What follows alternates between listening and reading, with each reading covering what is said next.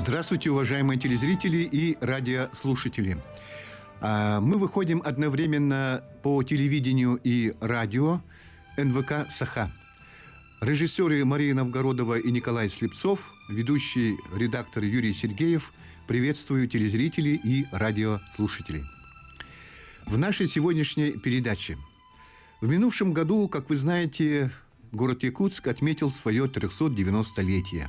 А пройдут еще каких-нибудь 10 лет, и наш северный город отметит свое 400-летие. И каждый из нас, уверен, задается вопросом, каким Якутск будет к 2032 году? Ответ один, я думаю. Он должен быть комфортным для проживания, современным, благоустроенным, в полном смысле этого слова. Кто бы думал по-другому. Вот и принятый в 2021 году указ главы Республики Айсена Сергеевича Николаева о социально-экономическом развитии города Якутска на период до 2032 года, безусловно, направлен прежде всего на человека, на его потребности, на улучшение состояния всех сфер экономического и социального направлений нашего города. Как вы знаете, разработан мастер-план развития столицы. Это долгосрочное планирование с учетом изменений, вызовов, которые немало в наше время, в нашей жизни. И о том, что сделано, что планируется в рамках указа Ильдархана, касающихся его отдельных положений, мы и сегодня поговорим в нашей телерадиопередаче «Якутск сегодня». Итак, у нас сегодня в студии это заместитель главы администрации городского округа город Якутск Антон Анатольевич Алексеенко. Здравствуйте, Антон Анатольевич. Уважаемые слушатели, вы уже знаете, что сейчас в республике проходят отчеты органов исполнительной власти перед населением за 2022 год. И окружная администрация также отчиталась за прошедший период перед населением. И сегодня, как сказал мне только что Антон Анатольевич, в городской думе прошло финальный отчет главы города Якутска. Да, сегодня была очередная 45-я сессия Якутской городской думы, в рамках которой глава нашего города Евгений Николаевич Григорьев осуществил представил отчет перед депутатами Якутской городской думы. Это 30-е отчетное мероприятие, которое было проведено непосредственно главой в этом году. И эта передача наша тоже, кстати, посвящена и той деятельности администрации города Якутска за прошедший 2022 год. Сегодня мы, конечно, коснемся прежде всего хода реализации указа главы республики о развитии нашей столицы, нашего северного края. Поэтому, уважаемые слушатели и телезрители, если у вас возникнут вопросы, то, пожалуйста, звоните нам на прямой эфир. Телефоны я вам напомню, это 32 2066 и 32 11 66. Что ж, я думаю, что мы начнем нашу передачу, но хотелось бы вначале, Антон Анатольевич, несколько слов сказать все-таки об указе главы республики о развитии социально-экономическом города Якутска на ближайшие 10 лет. Да, но если мы будем говорить об указе, надо понимать, что это очень всеобъемлющий стратегический документ, который на самом-то деле ставит перед нами одну самую главную, глобальную цель – это превратить Якутск к своему юбилею, к 400-летию, то бишь к 2032 году, абсолютно лучший город на вечной мерзлоте. Это основная задача, которая перед нами стоит. И в рамках решения этой задачи есть очень четкий, конкретно сформулированный перечень мероприятий, отдельных программ, отдельных мелких проектов. В общем количестве их более 150, если быть точным, это 151 мероприятие, которое нам необходимо выполнить.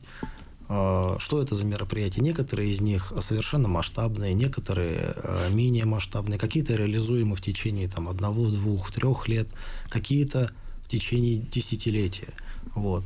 Поэтому надо понимать, что этот документ, он задает вектор развития, да, вектор развития нашего города, а город наш с вами сегодня это уже 372 тысячи человек, это самый быстро растущий город на Дальнем Востоке, и надо понимать, что без вот таких комплексных мер, без четкого понимания, куда мы движемся в ближайшие 10 лет, мы, конечно, не можем выстраивать всю нашу политику. Угу. Ну, вот такого вот, скажем, долговременного планирования раньше у нас все-таки не было.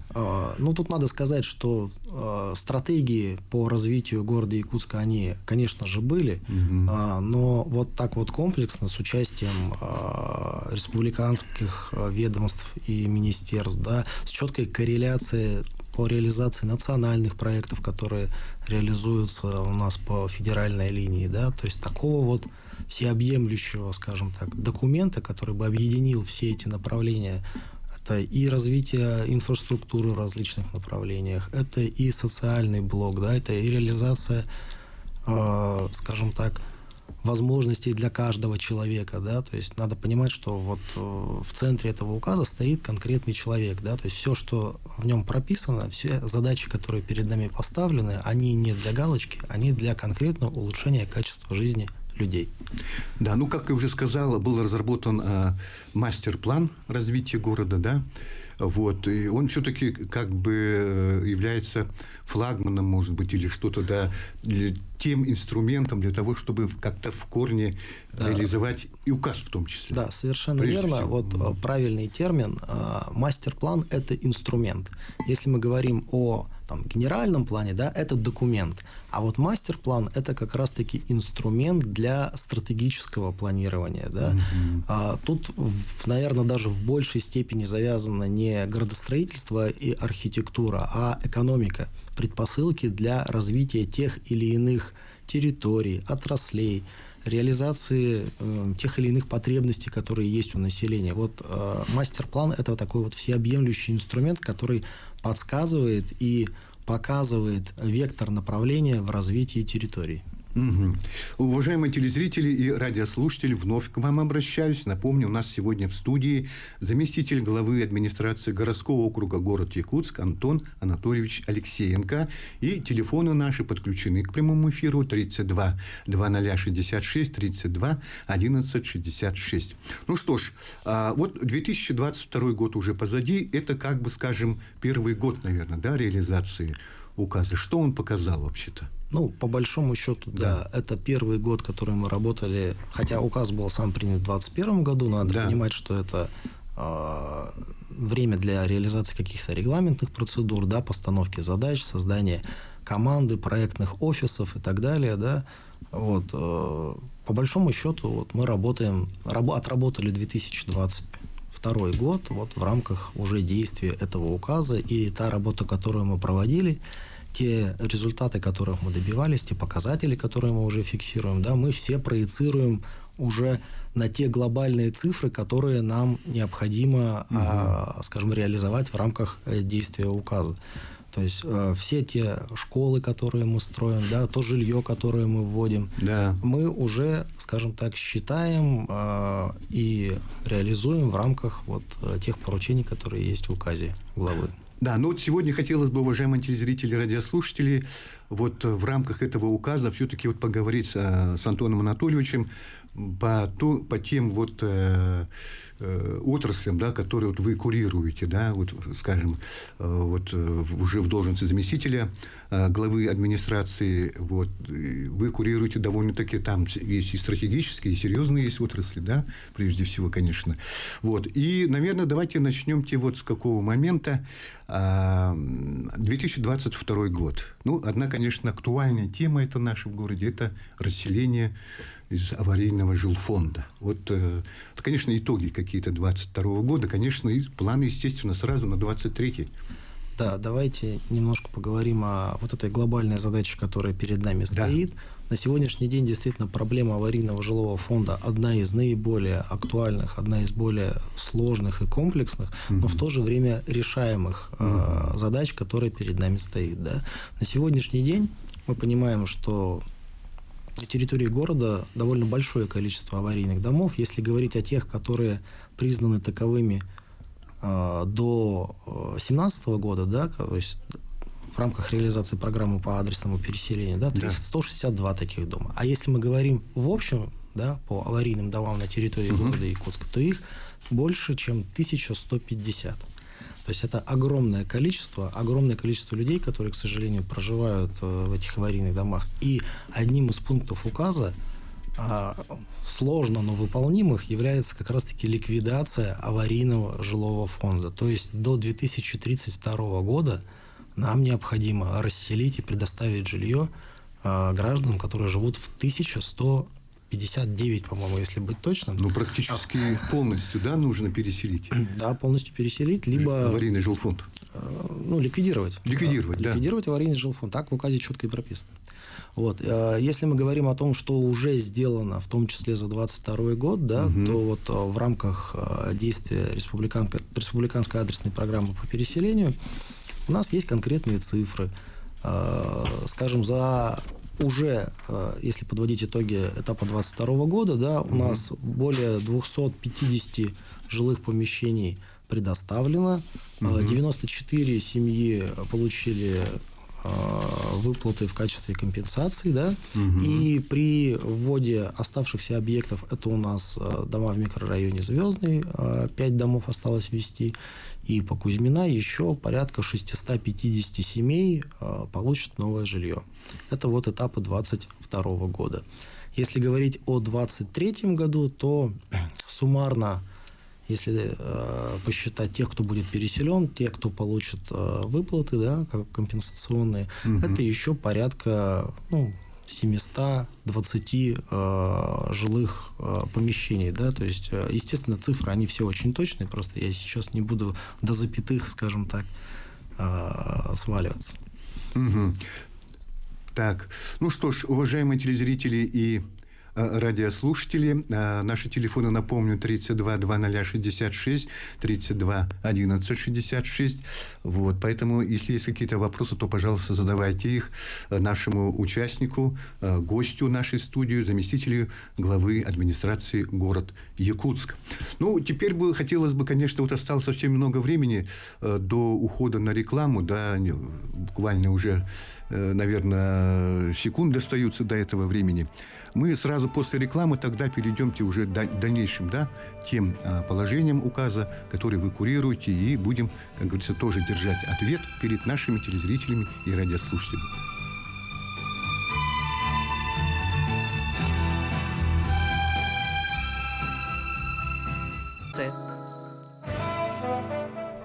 Ну что ж, уважаемые телезрители и радиослушатели, мы вновь в прямом эфире.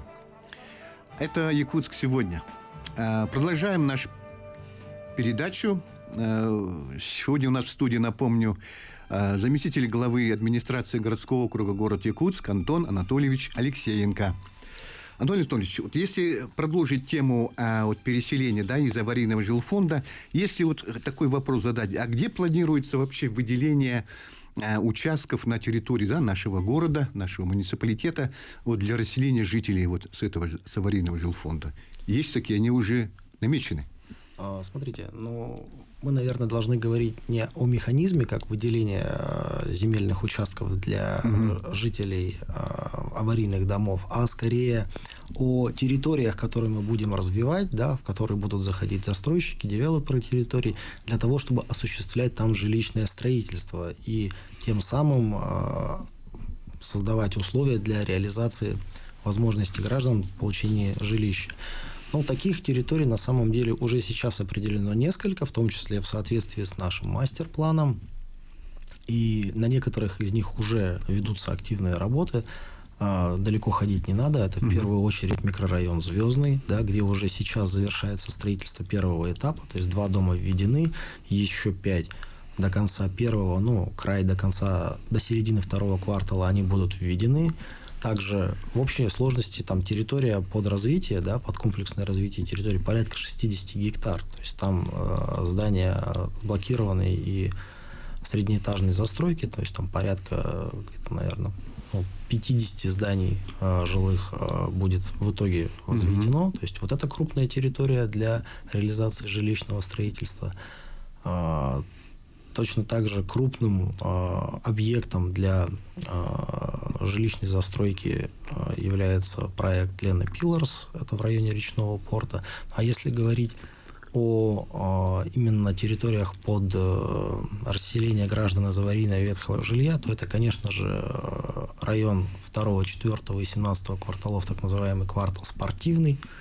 И в перспективе это комплексное развитие территории 86-92 кварталов, это микрорайон Озеро, так называемый.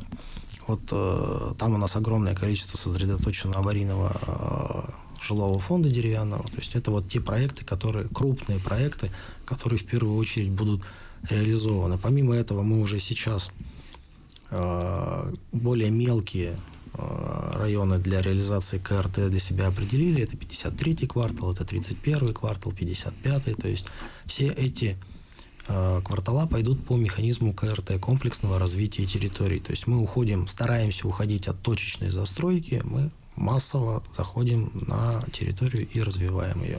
Угу. То есть город уже какое-то развитие получит, территории, в общем-то, да, его. Да. Здесь не будут, вот некоторые задаются вопросом, а будут ли какие-то затронуты пригородные территории, скажем так, часть какая-то их? И тут нужно понимать, да, что для реализации крупных проектов жилищного строительства, да, очень важна инфраструктура. Да. Это коммуникации, это электроснабжение, водоотведение, водоснабжение, да, где-то газ. Вот все мы с вами были свидетелями того, как в первую очередь для реализации проекта развития квартала Звездный, да, воинская часть, у нас реализуется очень крупный инфраструктурный проект, это коллектор канализационный, да, то есть это сложное инженерное сооружение, без которого невозможно реализовать жилищное строительство, да, то есть мы не можем себе представить неблагоустроенное жилье. Поэтому, когда речь идет о пригородных территориях, тут нужно все это дело проецировать с точки зрения возможности реализации. Да, в пригородах земли больше, чем в центре города, но она не всегда пригодна для того, чтобы реализовывать там крупные жилищные проекты. Непригодно, да, считаете? Без наличия инфраструктуры. То есть это будет в инвест-составляющую вносить огромные затраты. То есть нужно, скажем так, грамотно подходить к этому. Это может быть, скажем, в перспективе там какое-то, может, через какое-то, да, определенное время возможно что-то. Конечно, это не исключено. Город в любом случае будет расти.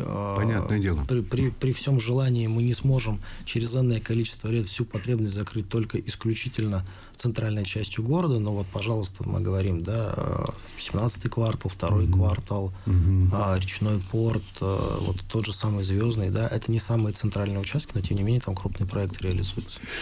Все-таки я хочу вернуться к тому совещанию, которое проводил глава республики Айсын Николаев, да, во время встречи с администрацией города Якутска, с городскими депутатами, да, там все-таки надо отметить, что все, в общем-то, мы, жители города Якутска, граждане, были, в общем-то, рады тому, что все-таки республика выделяет 10 миллиардов рублей. Цифра-то озвучена, она в открытом доступе, да, на объекты в рамках того же мастер-плана, о котором мы тоже тут говорили.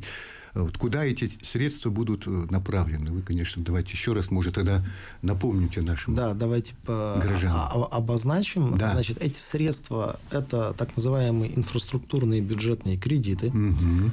Эти средства выделяет у нас федеральное правительство.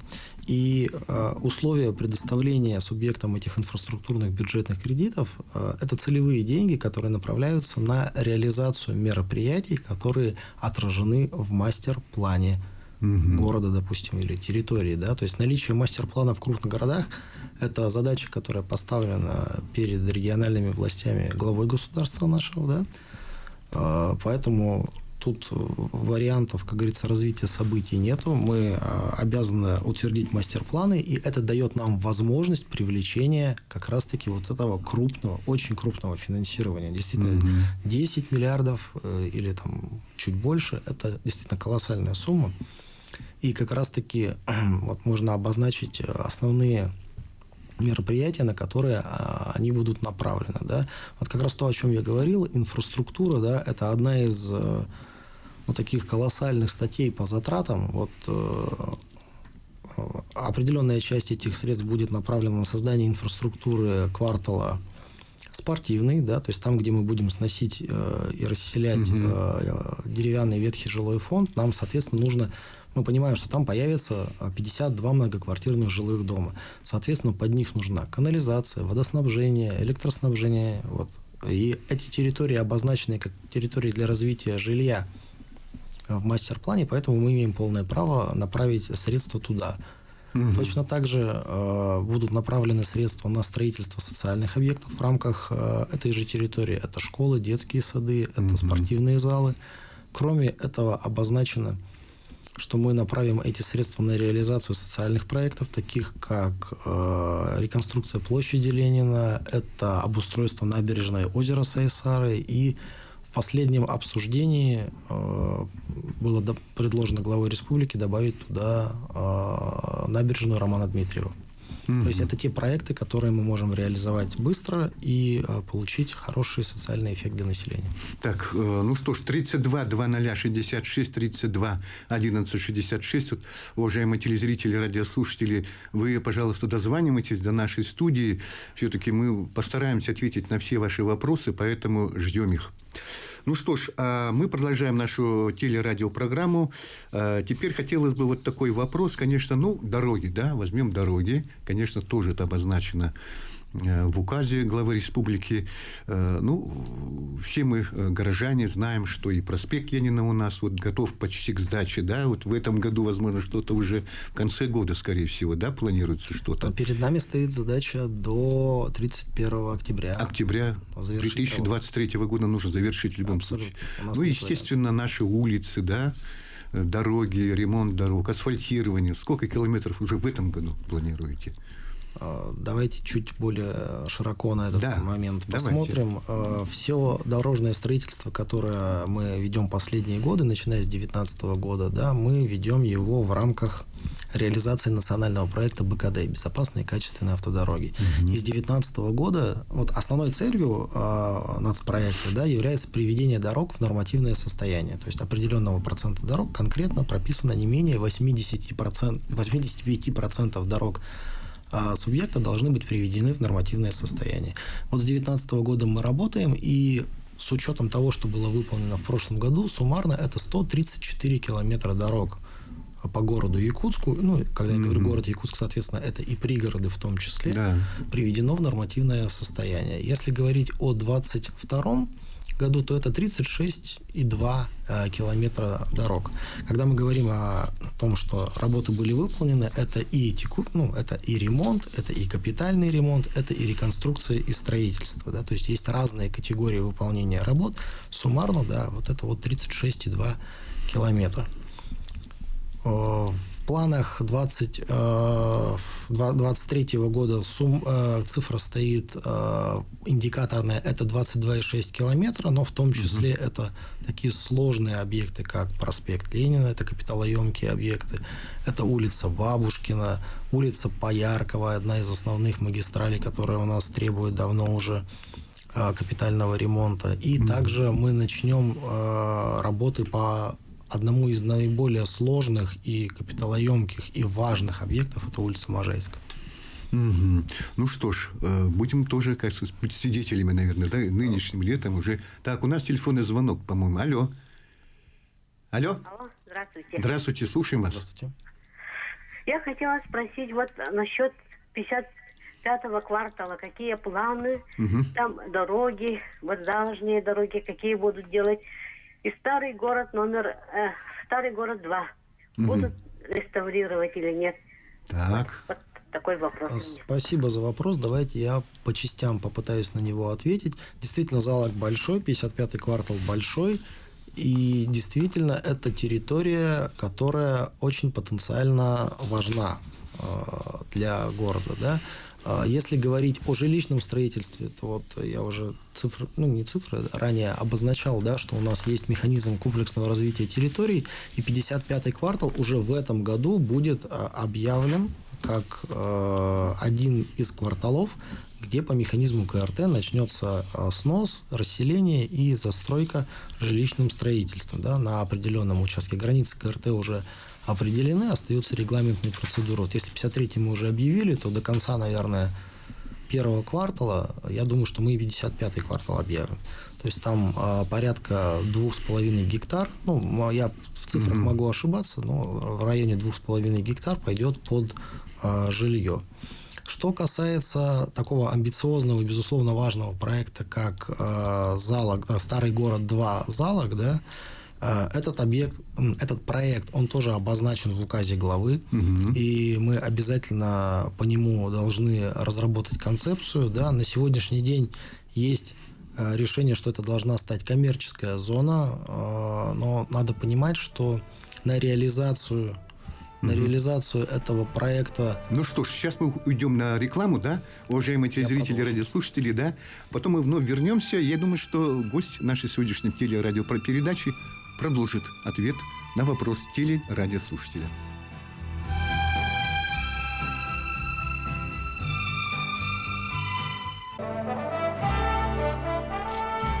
Ну что ж, уважаемые телезрители и радиослушатели, как раз мы сегодня говорим о горизонтах развития города Якутска, конечно, о некоторых итогах 2022 года, о ходе реализации указа главы Республики Арсена Сергеевича Николаева вот о будущем нашего города на период до 2032 года, о социально-экономическом ее развитии. Ну что ж, напомню, у нас сегодня в студии заместитель главы администрации городского округа город Якутск Антон Анатольевич Алексеенко. Ну вот наша радиослушательница как раз дозвонилась до нас и задала вопрос. Пожалуйста, вы давайте я продолжу. Продолжите ответ. В части ответа на вопрос по судьбе Залога. Да. Как я уже сказал, есть, скажем так, планы по реализации коммерческой, скажем так, деятельности в рамках этой территории, в рамках Старого города 2. Но вот я как раз закончил на том, что необходимы определенные средства для того, чтобы эту территорию подвергнуть определенной реновации.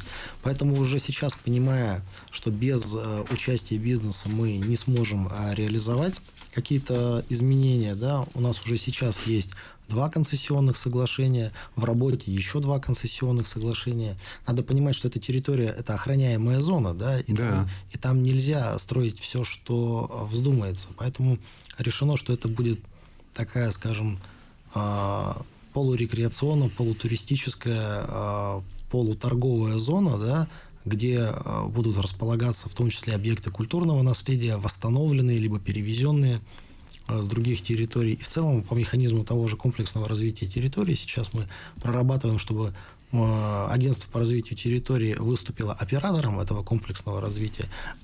Мы приступим к тому, что начнем осваивать эту часть города. Но надо понимать, что там очень много частной собственности третьих лиц, поэтому, к сожалению, наверное, это будет не самый быстрый проект к реализации, но, тем не менее, мы уже начали его освоение путем концессий и продолжим это планово и в 2023, и в 2024 году. Вот жители Залога, конечно, они вот всегда так вот озабочены этим, да, вот что вот сохраним мы старый город, да, вот в заложенной части.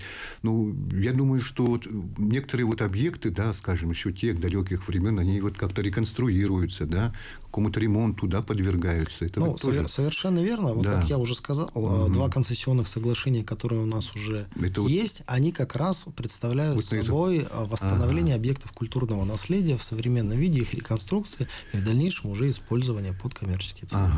Ну что ж, уважаемые телезрители, радиослушатели, есть вопросы к вам, вот к нам, да, вот участнику нашей сегодняшней передачи, пожалуйста, вот Антону Анатольевичу Алексеенко, задавайте их. Еще что касается дальнейшего или сегодняшнего развития и дальнейшего развития нашей прекрасной столицы. Ну, теперь, что касается вот вопроса, который вы тоже курируете, в общем-то, да, и, наверное, здесь тоже есть что-то вам сказать по предоставлению транспортных услуг населению и организации транспортного обслуживания на территории городского округа город Якутск, то, конечно, позитивные изменения есть. Это безусловно есть. Так? Вот я тоже об этом говорю. Последние годы они тоже появились. Но что еще вот надлежит, да, вот по вашему мнению, вот, реформировать, наверное, в части развития общественного транспорта? Ну, вначале давайте-ка у нас телефонный звонок. Алло. Здравствуйте. Здравствуйте. Иван Тарантаев. Один вопросик. Да, пожалуйста. 103-й квартал. Когда школа будет? 103-й квартал. 103-й квартал. Значит, смотрите, в рамках того же указа у нас есть очень четкая и измеримая задача – это создание новых ученических мест. Мы должны их создать до 1932 года, 17 тысяч дополнительных мест. И как раз-таки, если мы говорим о том, что уже сделано, да, то вот за 22 год у нас введены 3 новых школы. Это, безусловно, крупнейшая школа в микрорайоне «Прометей» на 990 мест. Это пристрой к школе номер 12 в селе Пригородное. Это пристрой к 5-й школе. Да?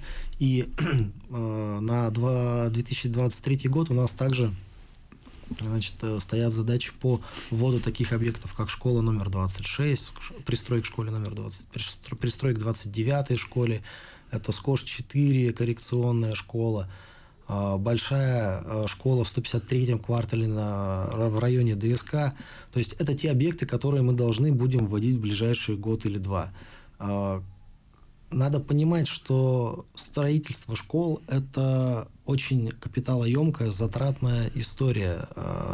Нужно понимать, что привлечение финансирования – это довольно большая работа. Вот в ближайшем, скажем так, год или два школу в 103-м квартале мы, к сожалению, я вам честно скажу, реализовать не сможем.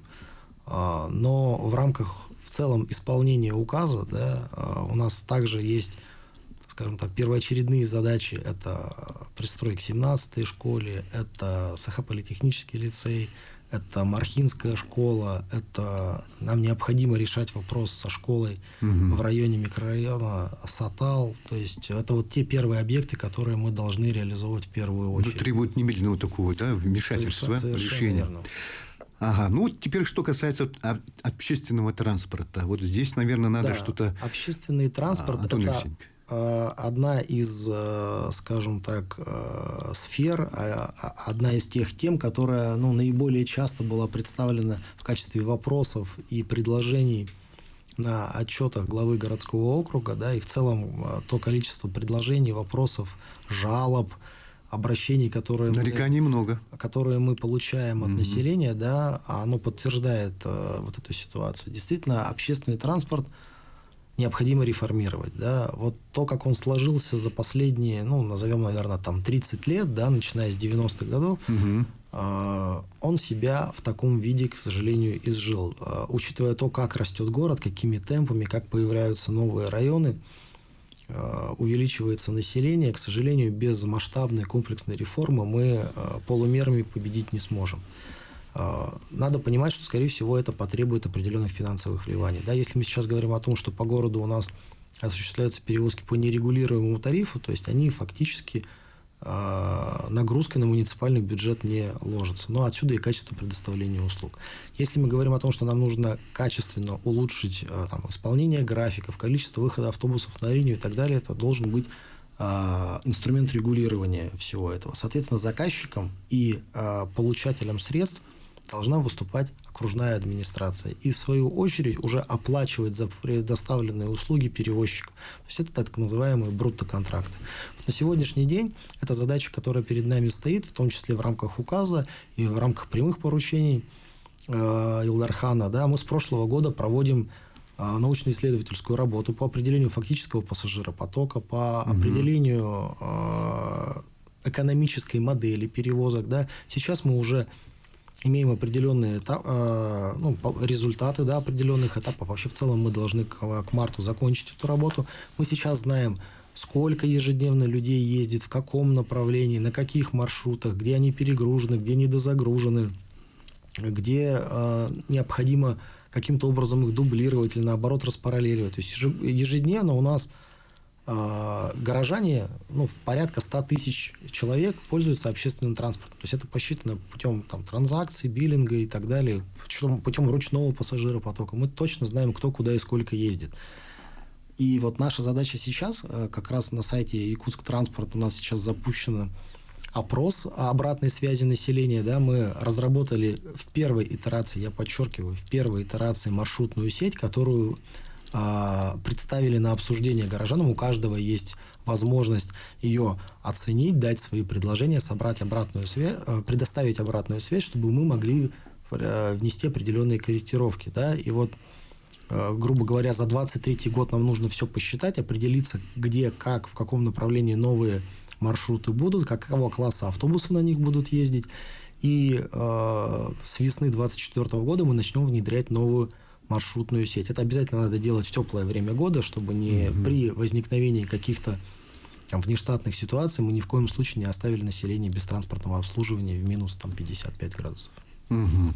Ну, в общем-то, нынешняя зима, в общем-то, показала, вот сегодня где-то и есть недоработки, да, в общественном совершенно верно, общественного транспорта и так верно. далее. Но, опять же, если мы говорим о том, что сделано, да, вот те новые автобусы, которые мы смогли приобрести при поддержке правительства республиканского и федерального в 2022 году к юбилею, да, они как раз-таки показали, что новая техника – это абсолютно необходимое условие качественного предоставления услуг. Если вот мы обновили полностью парк нашего муниципального автотранспортного предприятия, и если ранее у ЕПАКа было по 16-18 сходов в день старых автобусов, да, то на сегодняшний день процент исполнения графиков составляет 98,5-99%. То есть потерь практически нету.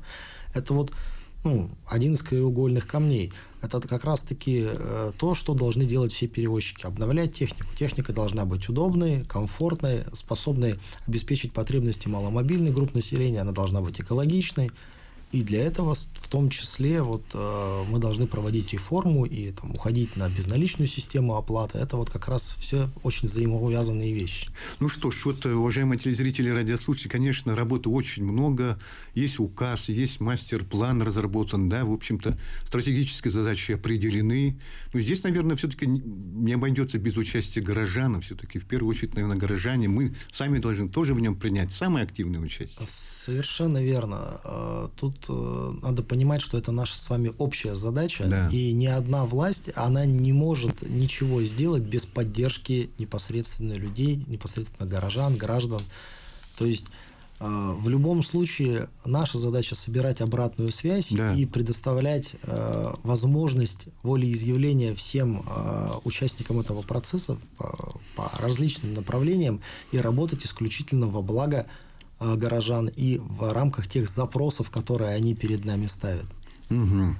Ну что ж, конечно, спасибо вам за участие в нашей сегодняшней телерадиопрограмме. Антон Анатольевич Алексеенко сегодня у нас был в студии, отвечал на вопросы и телерадиослушателей, и ведущего, зам главы администрации городского округа города Якутска. Вам успехов в вашей работе, спасибо. Удачи, скажем так. Я думаю, что будем надеяться. Я думаю, что общими усилиями мы обязательно добьемся. Да, общими усилиями только добьемся тех поставленных задач поручения главы республики Айсена Сергеевича Николаева. Ну что ж, до свидания, всего доброго.